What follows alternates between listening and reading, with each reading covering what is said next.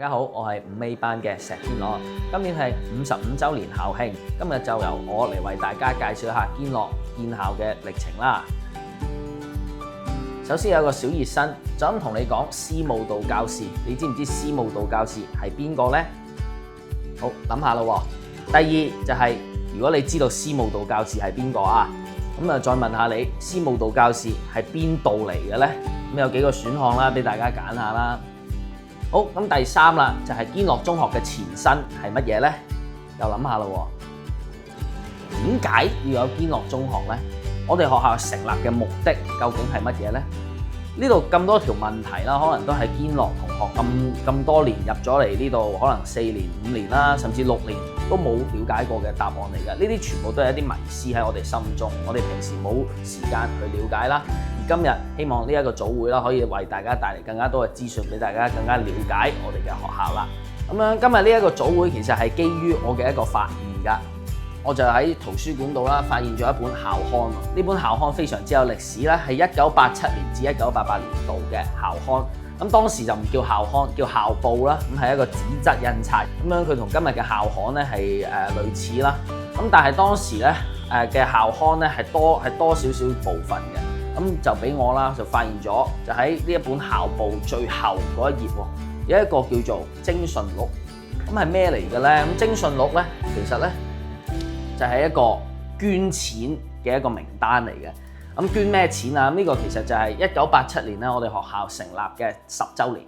咁當時有個叫10週年獎學金。咁樣徵信錄就係記錄咗有邊啲善長仁翁啦，或者有心嘅人啦，係捐咗錢嘅。而喺呢一堆捐咗錢嘅人當中咧，我發現就係呢度寫住挪威駐港領事捐咗3000蚊。我哋間學校喺觀塘啦，咁點解會有挪威嘅駐港領事去捐錢俾我哋呢？呢一個就係引起咗我嘅一個思考啦。言歸正傳啦，咁我哋今日就係嚟講創校嘅來龍去脈啦。咁剛才提到挪威啦，咁點解我哋學校會由挪威嚟咗香港，然之後又點樣由教會又變成學校呢？咁當中我為大家分享啦，我哋學校辦學嘅原因同埋辦學嘅經過。咁樣呢度就不得不提一個好重要嘅人物啦，就係剛才問題都提及過嘅司教士，司務道教士。咁佢係一個挪威人嚟嘅。1938年咧，27歲嘅司務道教士由挪威嚟到中國啦。咁佢完成咗喺倫敦完成咗教會嘅差會嘅傳教士訓練之後咧，就嚟到咗中國嘅陝西開始侍奉。咁佢咧喺中國咧係停留咗13年㗎，直至1951年啦。因為新中國成立啦，咁基於某啲嘅原因啦，咁樣所有嘅外國嘅傳教士咧都被逼係要求係要離開中國咁樣。咁司務道教士當時亦都唔例外啦。咁佢咧就要喺1951年離開佢熱愛嘅中國，經香港咧就返回挪威。咁然後1953年3月咧，司務道教士喺挪威休整咗1-2年之後咧，就再次嚟到香港作咁樣咧就準備開展一個侍奉嘅工作。咁其實司務道教士咧嚟到香港咧，起初啊，即係53年咧3月咧，佢係唔諗住停留喺香港，佢諗住去台灣係進行一個侍奉嘅。咁但係最尾啦，佢都決定咗留喺香港。咁佢喺香港做咗啲乜嘢咧？咁就係佢就喺開頭佢咧就喺調景嶺咧就作為一個侍奉嘅地點嘅。咁樣調景嶺有咩特別咧？咁樣剛才咧就提到啦，佢嚟到香港之後咧，其實咧佢就係開始搞呢個嘅醫務所。咁樣當時醫務所啦，咁調景嶺咧好多病人㗎，咁喺醫務所當中咧，司務道教士因為佢本身係一個護士嚟嘅，咁佢就可以喺一間木屋啦，其實都唔可以話係醫務所，佢只係一間木屋，入邊有啲好簡陋嘅器材啦咁樣嘅。咁司務道教士作為一個護士就喺嗰度咧，就無償去醫當地嘅居民啦。咁後來啊，因為咧調景嶺咧嘅衞生情況好差，咁樣咧就有一種病叫肺病啊。咁樣就係啲人係咁咳啦，咁亦都傳染性好高啦，咁有好多病人。咁司務道教士咧就成立咗一間叫做靈實肺病療養院，係啦，靈實肺病療養院啦。咁樣療養院咧就係今日慢慢演變之後咧，變咗今日嘅靈實醫院啦，即係將軍澳嘅靈實醫院。咁點解話司務道教士嚟咗香港要搞醫務所咧？咁其實咧就同當時香港嘅大環境係有關係㗎。咁樣打完仗之後咧，香港其實人口咧係暴漲㗎。咁點解咧？就係因為國共內戰。咁國共內戰咧有大量嘅難民啦，同埋士兵啦，係要湧落嚟香港啦。咁樣據資料啦，就係有每年咧就有20-30萬嘅難民就嚟咗香港嘅。咁喺去到1961年啦，每年有20-30萬難民嚟啊。咁去到1961年咧，全香港總人口咧，即係嘅34% 都係內地嚟嘅難民，所以咧可以見當時係好多人湧咗嚟香港。咁香港嘅醫療系統亦都冇辦法承受咁大嘅量啦，即係冇辦法應付到咁多嘅病人啦。咁而調景嶺，即係調景嶺當時係一個山嚟嘅，即係今日你有地鐵啦，有隧道啦，當時乜都冇嘅，要坐船去嘅。咁喺調景嶺咧已經有2萬個難民㗎啦。咁呢2萬個難民咧就屈喺一個好細嘅調景嶺度，所以咧你可以睇下啦，當時嘅醫務所內咧係好多人啦，冇冷氣乜都冇嘅，咁係好簡陋。咁而施教士就喺呢個地方度開始侍奉啦。除咗病人之外咧，咁亦都係有因為呢啲難民咧都係成家一家老少全部落晒嚟嘅。咁有好多小朋友啦，就喺調景嶺嗰度。咁司務道教士見到呢啲小朋友冇書讀、失學咁嘅情況底下，佢就開始有一個辦學嘅念頭啦。咁樣就攞翻啲一手嘅資料俾大家睇下啦。咁呢一本咧就係司務道教士嘅自傳。咁其實佢就係一個嘅口述歷史啦，即係司務道教士講啦。咁我哋再幫佢寫翻出嚟嘅咁樣啦。咁當中咧就有所記錄嘅，就係司務道教士點解停留喺香港去辦學咧？佢咁多服務可以做，佢可以繼續搞醫院啦。咁點解要搞學校咧？咁呢段資料咧，佢就話1967年開始啦。嗱，呢個司教士自己口述嘅，自己講嘅。佢話67年開始啦，好多弟兄姊妹咧心入邊都有個禱告嘅負擔啊。佢求主喺香港、海外興起至少5萬個愛主愛人、受過良好教育嘅華裔信徒，然後咧最尾係想佢哋回歸中國，事主事人。咁呢度咧就有少少伏筆啦。司教士同埋佢一眾嘅弟兄姊妹都希望啦，喺香港或者海外啦，要有5萬個愛主愛人嘅華裔嘅信徒啦，希望終有一日可以翻中國去傳教。因為剛才都提到啦，司教士咧係被逼離開咗中國㗎。咁佢心入邊亦都有個願望咧，就係希望可以再次回到佢心愛嘅中國去展開一個侍奉。咁然而啦，佢係一個外國嘅傳教士，佢冇辦法做到，所以佢希望透過培養華裔嘅信徒，第日啦可以回到中國去完成佢未完成嘅侍奉。咁樣啦，咁樣剛才講完辦學嘅原因啦，咁樣而家就可以講下辦學嘅經過啦。咁喺1969年啦，醞釀咗幾年㗎啦。咁司務道教士推動底下咧，挪威聖約教會咧就決定啦喺香港咧就辦學啦。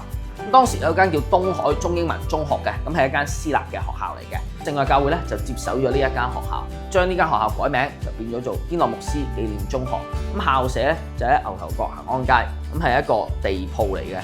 咁呢一度咧就可以見到啦，啲學生排隊排喺馬路側邊嗰度返學啦。咁學校得一個門口嘅，就係好細嘅。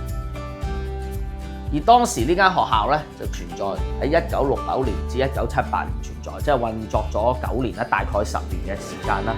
咁樣呢10年咧，其實咧係非常之困難嘅。咁有啲數字可以俾大家睇下啦。呢度咧就係取材自一本校報啦，1991年嘅校報咁嘅一個數據啦。咁就係當時咧呢間堅樂牧師紀念學校咧，其實佢除咗中學之外咧，佢係有做幼稚園啦、小學啦、中學仲有夜校嘅喎。咁夜校即係夜晚返學啦。咁但係你睇下佢門口咁細，校舍咁細。咁呢度139人喎，幼稚園有，小學300幾人，中學90幾人，然之後夜校咧200幾人。咁多人逼喺一個咁細嘅地鋪度咧，自然會出現一個好大問題。咁你可以見到啦，佢除咗好逼之外啦，咁校舍啦同埋添置器材咧係好貴嘅。咁同埋當時咧亦都係人員係滿額啊，即係好多人咁樣啦。然之後學校嘅經濟咧係唔夠啊，係好困難，好差。咁呢度俾少少片段大家睇下啦。咁就係當時即係堅樂牧師紀念中學就讀嘅一啲嘅舊生啦嘅一個嘅分享嘅片段啦。咁喺片段當中可以見到當時學校嘅環境啦，同埋好多相片嘅。咁樣亦都可以見到佢哋對於當時生活嘅親身嘅經歷啦。咁樣咁我哋事不宜遲啊，立刻去片。返學嗰陣時候咧，我就會發現咧，佢其實係係一個好細嘅入口啦。咁入去之後咧，就係一條好窄嘅巷。我諗嗰個巷係大概3、4尺嘅，好似我哋兩個位多少少啦，係啦。咁就中間有若干嘅課室咯。咁跟住有一個小禮拜堂。個校舍就好細啦，咁所以小息咧都係響翻課室嘅，因為我哋冇操場。咁如果我哋要上體育堂咧，我哋就要喺學校附近咧就行上去一條好多樓梯級嗰個叫龍山嘅一個球場。咁我哋喺嗰度上體育堂嘅。如果萬一落雨嘅話咧，咁就冇得上體育堂啦。咁我哋咧就會留喺課室度。咁老師咧就預備咗一啲棋嘅，俾我哋玩。棋我最記得嗰陣時咧就玩波子棋啦，或者玩大富翁啊咁咯。喺剛才嘅影片當中啦，大家都會見到校舍有幾咁簡陋啦。原來落雨係冇得上體育堂嘅。1971年，挪威嘅校董嚟到恆安街校舍考察之後，發現校舍真係好簡陋，唔足以應付咁多嘅學生。然後司務道教士就獲得挪威校董嘅支持，就向政府申請興建一所標準嘅中學，即係今日嘅堅樂中學。1972年，政府批准建校嘅計劃，批出曉明街嘅地皮，即係今日呢一度啦。咁樣就興建一所標準嘅、一所合格嘅、一所大嘅中學啦，係新嘅學校嚟嘅。咁喺照片當中你都見到啦。咁呢個咧，可能你都認到㗎啦，就係我哋學校嗰陣時起緊嘅時候啦。咁右手邊呢張咧，就係當時起嘅時候嗰一日啦，就有個動土禮咁樣。挪威嘅校董咧就帶領咁多人喺呢度祈禱嘅時候影低個相啦。咁樣學校喺72年開始起啦，咁起嘅過程當中咧，咁恆安街嘅校舍仍然係用緊嘅。咁去到1977至到1978呢個學年咧，咁預計本身咧，即係預計咧係要起好㗎啦，呢間標準嘅中學。然而啦，工程延誤，咁樣咧新校舍未起好。咁但係咧，亦都要開辦第一屆㗎啦，堅樂中學第一屆，咁無論如何都要開辦㗎啦。咁點算咧？咁原來咧當時咧就係借用咗梁釋之書院嘅校舍，即係上邊曉光街梁釋之書院嘅校舍咧，去開辦第一屆嘅堅樂中學嘅學生。咁但係梁釋之書院係一間女校嚟㗎，咁所以我哋學校堅樂中學第一屆嘅學生全部都係女仔。呢張就係當時集隊嘅相嚟嘅。咁去到第二屆咧，其實咧都仲未起好啊！我哋間學校去到1979年9月開學啦，都仲未起好。咁第二屆點算咧？咁第二屆咧，我哋咧就借用咗五邑司徒豪中學，咁即係喺藍田嘅校舍咁樣嚟上堂。咁所以我哋第一屆嘅學生同第二屆嘅學生咧，都唔喺堅樂中學嗰度開始佢哋嘅中一㗎。咁去到1980年10月25號啦，我哋間學校終於都起好啦。咁呢一塊石頭咧，其實就喺學校禮堂嘅外邊啦，咁樣叫建校紀念碑。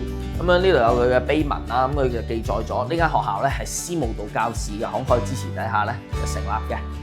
咁樣呢一個就係當時開幕嘅時候，挪威嘅校董啦為我哋揭碑嘅一個儀式嘅時候，係一段片嚟啦。呢個就係相嚟嘅，咁有片嘅。咁回顧翻嘅，咁其實成個由司務道教士嚟香港到籌辦一個醫務所，到籌辦學校，其實成個過程非常之艱巨嘅，亦都係好多時候要借人哋嘅校舍啦，或者喺一間好簡陋嘅校舍度上堂啦，咁樣係條件非常之差啦。咁所以今年係校慶55週年啦，咁回顧翻咁多年嚟一個創校嘅歷程，其實當中係非常之唔容易嘅。咁所以鼓勵大家啦，多啲留意身邊嘅事物，飲水思源，諗下每一樣嘢係點樣嚟嘅，當中嘅歷程係點樣啦。咁創校路途多劫，感恩今日嘅所有。咁我今日嘅分享嚟到呢度，多謝。